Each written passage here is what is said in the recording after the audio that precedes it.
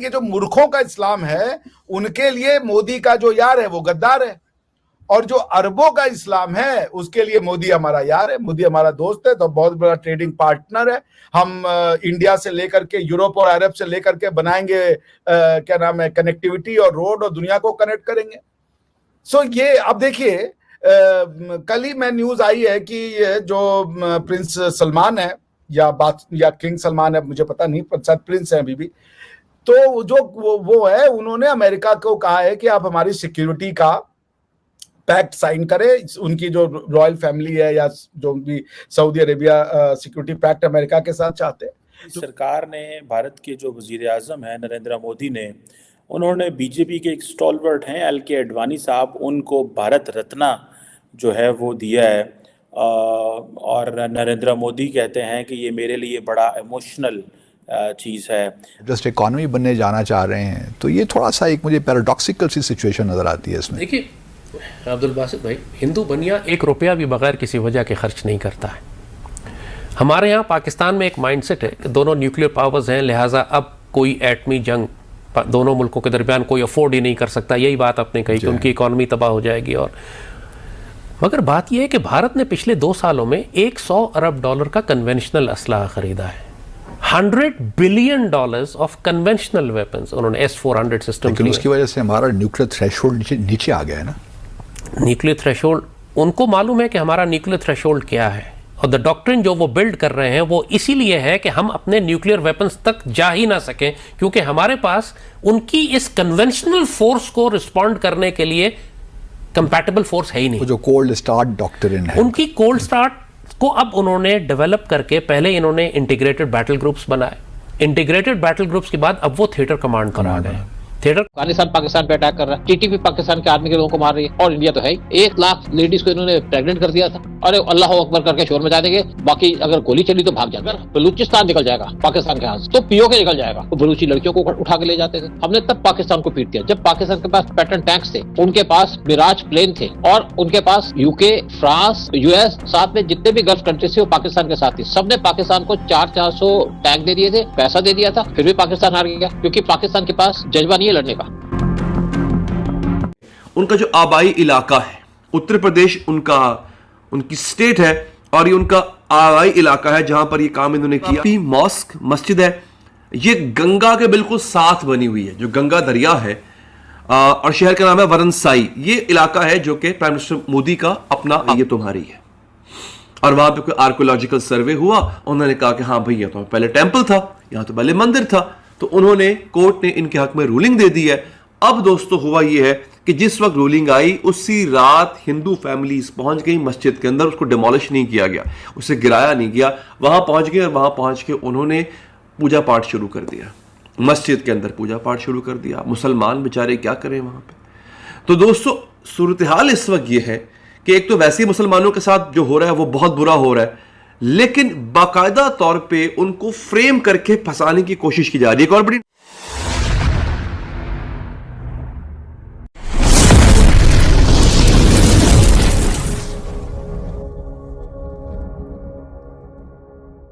मालदीव, आपको पता है ना, वह चूजा जिसने भारत के विरुद्ध उल्टी पुल्टी बातें की थी, उस चूजे को भारत ने एक और नई तरह का सबक सिखाया है, जिसको सोचकर वो समझ नहीं पा रहा है कि क्या किया जाए।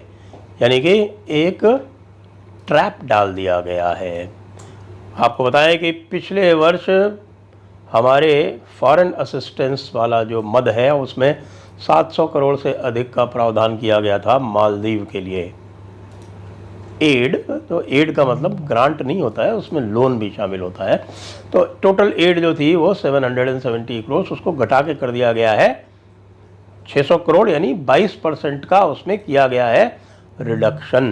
भारत रत्न जो है वो इस तकरीबन भारत के अंदर 50 लोगों को आज तक दिया गया है, और ये हाईएस्ट सिविलियन अवार्ड है। और अगर देखा जाए तो LK अडवाणी साहब बहुत बड़े पॉलिटिशियन थे, पाकिस्तान भी आए, उस पर भी बात करता हूँ। मज़ार कायद आज़म मोहम्मद अली जिन्ना के मज़ार पे गए, उनको भारत रत्न जो है वो दिया गया है। हाईएस्ट सिविलियन अवार्ड है, जैसे मैंने पहले कहा, सिर्फ 50 लोगों को दिया गया।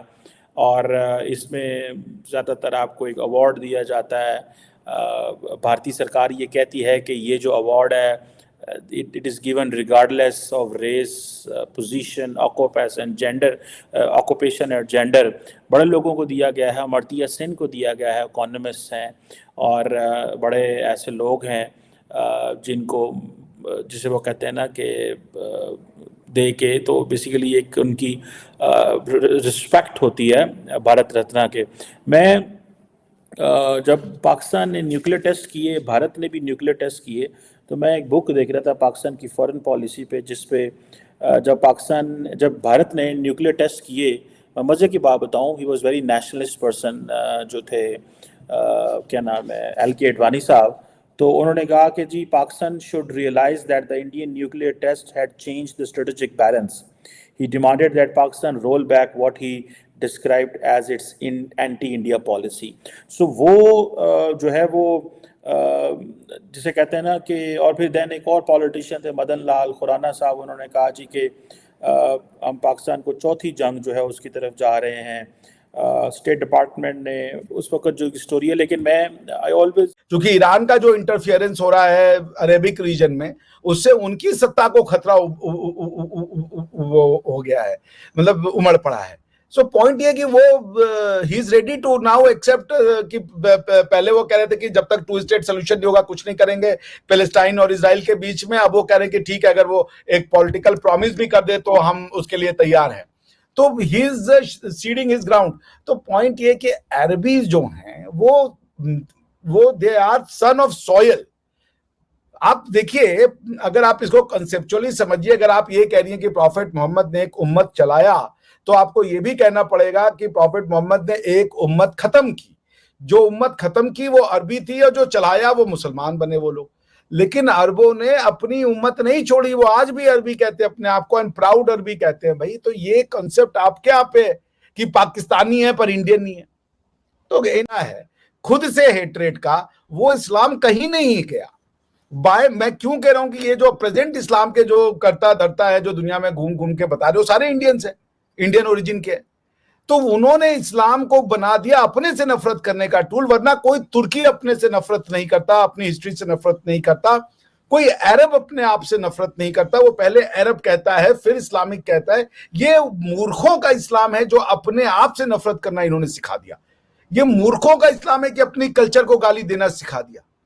तो ये जो मूर्खों के पास जो इस्लाम आया है ना, ये इस्लाम अरबिया का नहीं है।